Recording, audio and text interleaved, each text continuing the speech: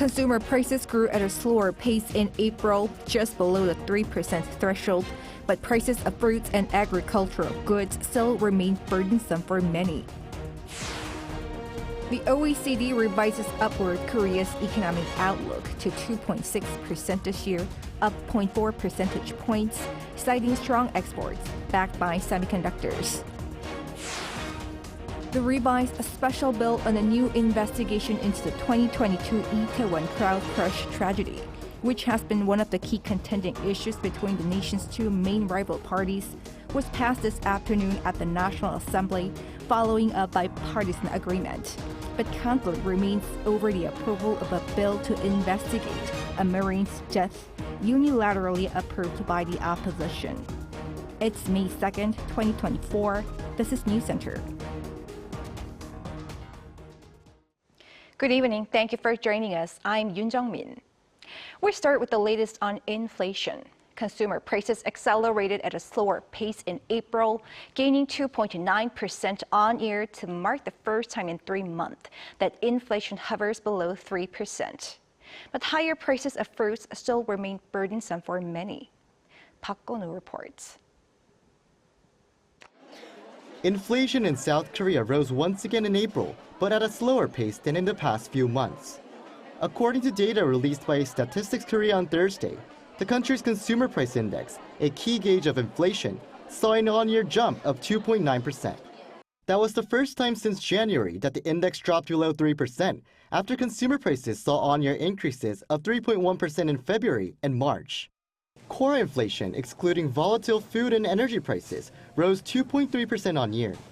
But prices for agricultural goods, livestock, and fishery products were up 10.6% on year in April, as farm produce soared by over 20% last month. Prices of apples and pears saw an on-year increase of 80.8% and 102.9% respectively in the same month.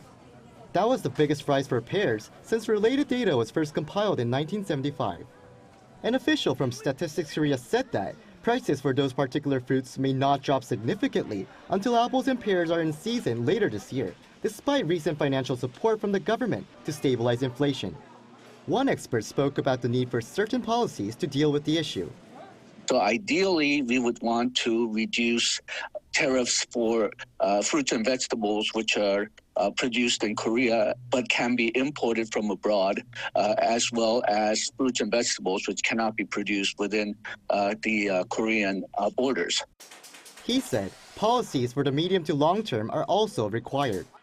The government should look into the distribution sector for fruits and vegetables. There always have been some concerns that Korean distribution sector for fruits and vegetables were not very efficient, and they may have elements of monopoly which raises the cost of fruits and vegetables sold in Korea much above global prices. In April, industrial products and services were also up by 2.2% each, while energy saw an increase of nearly 5%. And the Consumer Price Index for daily necessities, which measures the price of 144 daily essentials, saw a 3.5% increase compared to a year before. Park Go-nu, Arirang News. And to maintain this momentum when it comes to lowering inflation, the top office will launch 2 task forces, one for addressing livelihood and inflation, and the other for the nation's strategic industries. The Chief of Staff for Policy, Song Tae-yoon, announced on Thursday that he will oversee these groups, promoting collaboration across economic, social, scientific, administrative, and local agencies. The Livelihood and Inflation Task Force will focus on items that have rapidly rising prices and the ones that impact the whole industry. For the one on strategic industries, he highlighted key sectors such as semiconductors, automobiles, and heavy industries. Meanwhile, the OECD has raised South Korea's economic growth rate for 2024 to 2.6%, 0.4 percentage points higher than February's outlook. In its economic outlook report on Thursday, the OECD cited a strong performance in Korea's exports as a result of a recovery in chip demand as well as private consumption picking up. The organization also forecasts a positive global economic growth rate of 3.1% with a stable employment market and a slowdown in inflation. However, it stressed that uncertainties remain due to geopolitical risks, extended high inflation for some countries, and the possibility of a sluggish recovery in the Chinese economy.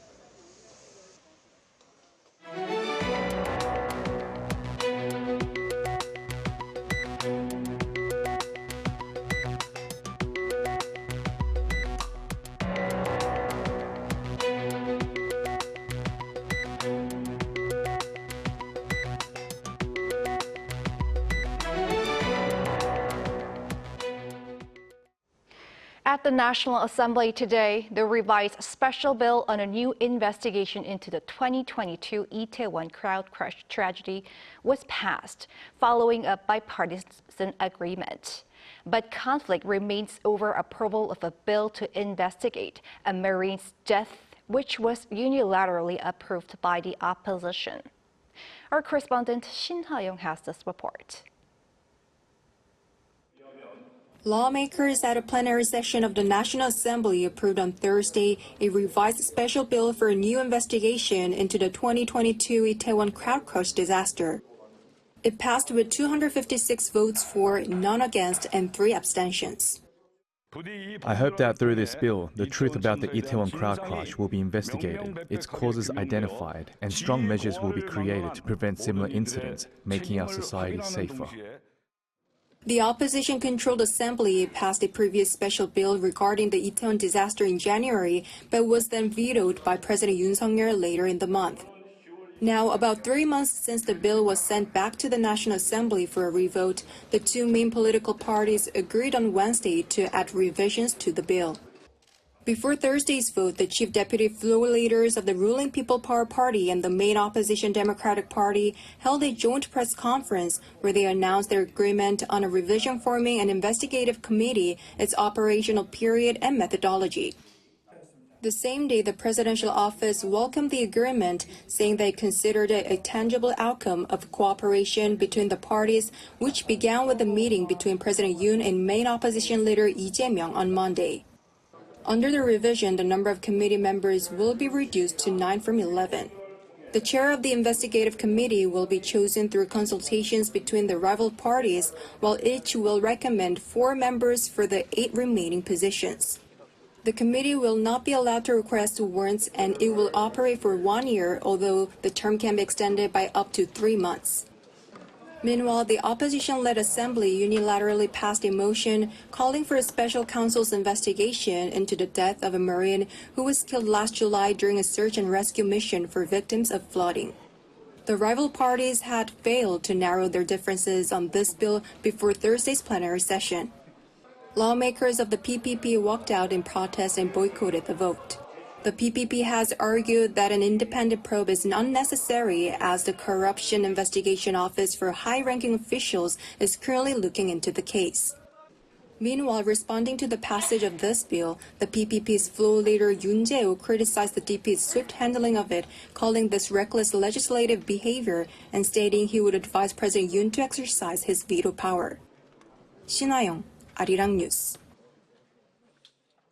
Amid the ongoing dispute over the expansion of the number of students admitted to medical schools nationwide, most of them have had their total admission places for next year finalized. Choi Soo-hyung explains. On Thursday, the Education Ministry has confirmed that the new total increased enrollment quota for 2025 at 31 medical schools across the country has so far been confirmed at 1,469 places. If the governing body at Cha University accepts the government's quota for its medical school, then the number of new places could rise to a maximum of 1,509. 9 national universities outside the capital region decided to admit only 50% of their regional allocated increase, while private universities are either sticking with the regional allotted increase or lowering it by just a few students. This is in line with the government's acceptance a week ago of a proposal by the presidents of 6 national universities to allow them to freely determine the admission slots for 2025, ranging from 50% to 100% of the administration's original quota increase. From 2026, if the dispute between the government and doctors is resolved, the increase in the number of new places for students is expected to reach 2,000. The government is continuing to urge junior doctors and medical professors to engage in dialogue with it. On Thursday, Health Minister Cho Kyu-hong said one-on-one meetings were possible, but asked representatives of the doctors and professors to participate in the Special Committee on Medical Reform with a proactive attitude. Regarding junior trainee doctors who walked off their jobs to protest the government's expansion plan, Minister Cho urged them to return to their hospitals, adding his ministry will shorten the permitted continuous number of work hours starting this month. Meanwhile, an inauguration ceremony was held on Thursday morning for the new leader of the Korean Medical Association, the largest organization representing doctors. During the ceremony, Im Hyun-taek, the new head, stated that the current medical dispute was a case of an abuse of power by the government against doctors. He has been strongly critical of the government's plan, saying he will do his best to stop it. Im plans to form a consultative body consisting of medical students, doctors and medical professors. However, the head of the Korean Intern Residents Association said that to date this has not been discussed. Choi Soo-hyung, Arirang News. The government has raised its terrorism alert levels to the second highest in 5 embassies and consulates overseas. The decision was announced by the Foreign Ministry on Thursday, those being the South Korean embassies in Cambodia, Vietnam, and Laos, as well as consulates in Vladivostok and China's Shenyang. The measure was taken as South Korea's intelligence authorities recently obtained intel about North Korea's attempts to harm the South diplomatic officials and citizens in those regions. The international community is looking for new measures to monitor sanctions against North Korea now that the United Nations panel of experts that has been doing the job has officially disbanded following Russia's veto on its renewal. Our foreign affairs correspondent Pei Yun-ji explains more. 50 United Nations member states, including South Korea, the U.S., and Japan, have stressed the need to find new objective and independent analysis to monitor North Korea's sanction violations. In a joint statement delivered by the U.S. ambassador to the United Nations, Linda Thomas-Greenfield, the country said the elimination of a UN expert panel tasked with overseeing sanctions on the regime had made it harder for the UN to implement binding Security Council resolutions. Given the imperative for all member states to comply with relevant Security Council resolutions and considering the expiration of the panel, we must now consider how to continue access to this kind of objective, independent analysis in order to address the DPRK's unlawful WMD and ballistic missile advancement. She added the countries look forward to working with all UN member states on the matter. And the South Korean government said it's reviewing various measures to build an effective mechanism with like-minded countries. Regardless of the expert panel's mission being terminated, the South Korean government will closely work with the international community to ensure the implementation of UN Security Council sanctions against North Korea. To replace the panel, the 50 member states have reportedly decided to review a plan to establish an independent body led by South Korea, the U.S., and Japan. You have to do what you have to do, which is to inaugurate trilateral sanctions regime between the United States, South Korea, and Japan, and it's better than nothing. So I think it was a realistic option. And it all comes down to the matter of how 3 countries can really cooperate very closely to coordinate all these sanctions measures against North Korea. Since its creation in 2009, the so-called panel of experts has played a key role in seeking to enforce UN Security Council resolutions against North Korea. The 8-member panel has produced related reports twice a year, keeping the international community informed about the regime's nuclear and missile activities.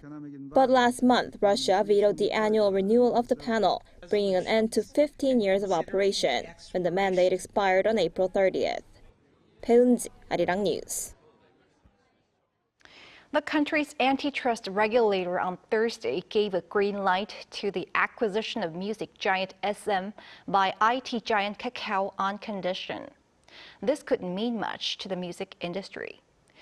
He explains. Kakao has obtained regulatory approval for its controlling stake acquisition of SM Entertainment after a year-long process.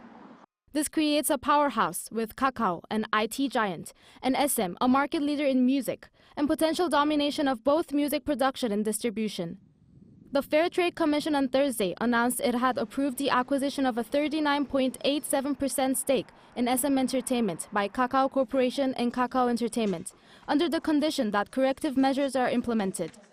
To start, Kakao, who owns Melon, a domestic music streaming service, is not allowed to unreasonably reject or delay the provision of music to Melon's competitors.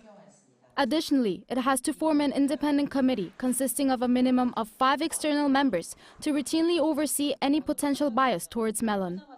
Kakao should implement these corrective measures for 3 years, with the right to request the cancellation or modification of them, should there be significant changes to the market conditions. This decision comes as the Commission believes that the transaction could significantly limit competition within the domestic digital music streaming market. It added that it is committed to safeguarding consumers from potential harm in the markets that closely impact people's daily lives. Beforehand, Kakao had already established vertical integration, spanning from music planning and production to music distribution and to the Melon Music platform. By securing SM's popular music catalog as well, Kakao now stands as a leading player, overseeing music production from creation to distribution. With the acquisition filed, Kakao's market share in music planning and production has risen to over 13%, while in music distribution and platforms it has reached about 43% and 43.6% respectively. 이은희, Arirang News.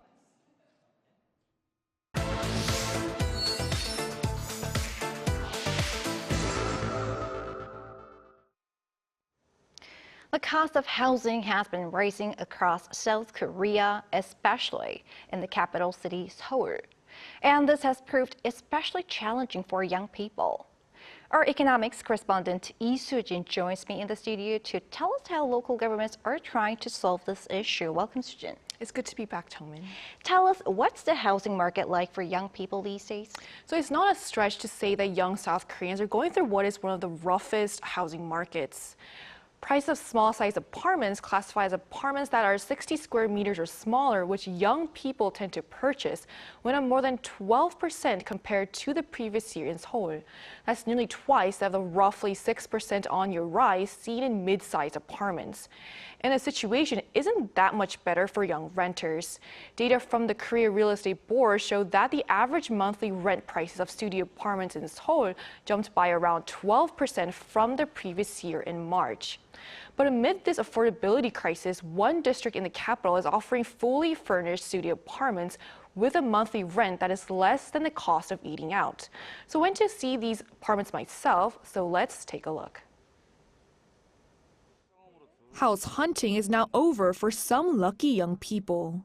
The local government of Seoul's Dongjakgu district is renting out 36 units in this studio apartment complex for just 10,000 won, or around $7 a month.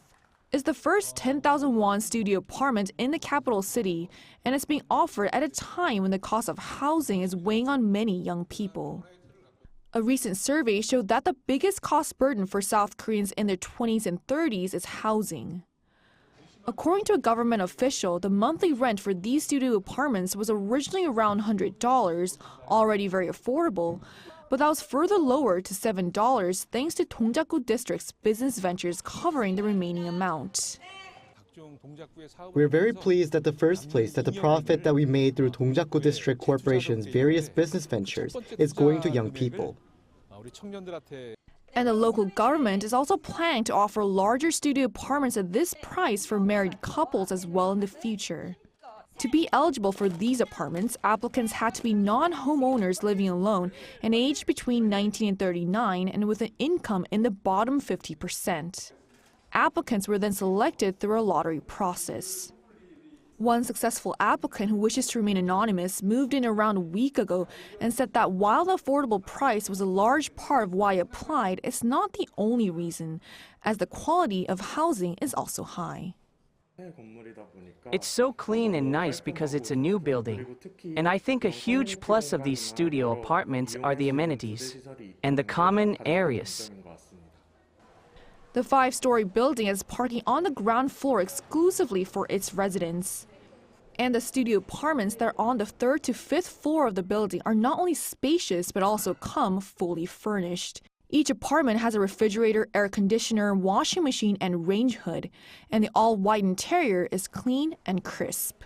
The local government also has plans to turn the entire 2nd floor of the building into a space for youth development activities such as job training, all part of its bigger goal of providing not just affordable but also quality housing. So, Sujin, this is what's being done by the local government. What about the central government? So a common theme I noticed in what the central government is doing is that they're increasing housing. The land ministry announced just a week ago that it's planning to supply 10,000 units by the end of the year, with half of them to be rented out to young people, low-income households, and newlyweds. Here's what an expert said about the pros and cons of these types of measures. Housing from the government is cheaper and safer, which is a huge benefit for young people. But there is a tendency for maintenance to be poor compared to housing from private companies, so there should be more policies for that. Are there other possible solutions? Yes, so there are actually other measures to be rolled out very soon. The Land Ministry said that it's planning to unveil a blueprint next month for a measure that will relax regulations for private companies looking to rent out apartments long term. Let's take a listen to what an expert said on this. Having private companies supply more housing for young people alongside the government will prove to be more effective in increasing the housing supply. So some changes are likely to include easing the legal maximum on rent increases as well as providing tax benefits. All right, thanks for the report today, Sujin. Thank you for having me.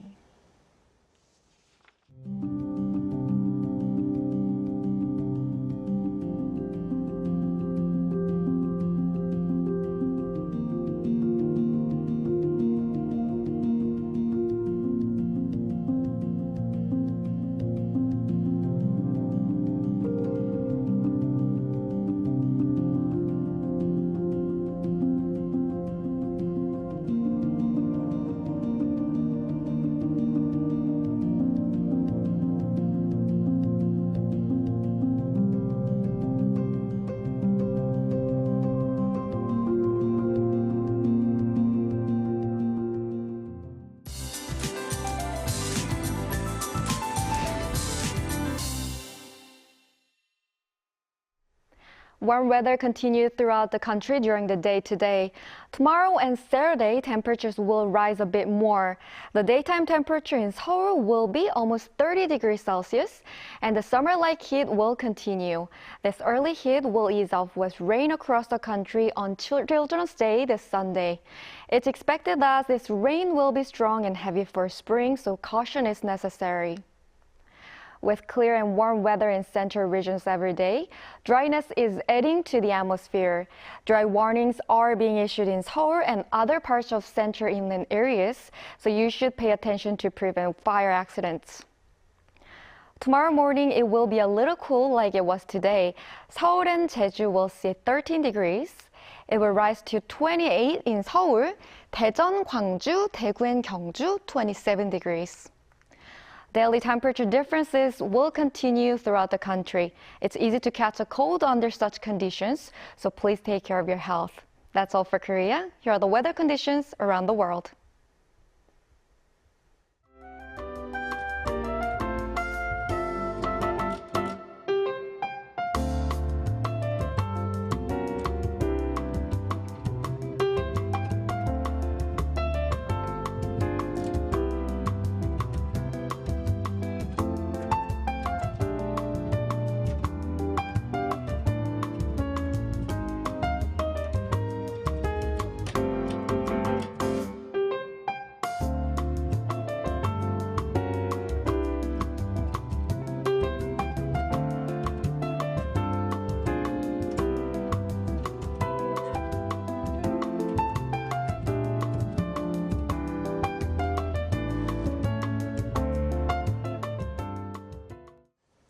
That is Newscenter for tonight. Thank you for watching. A panel session coming up.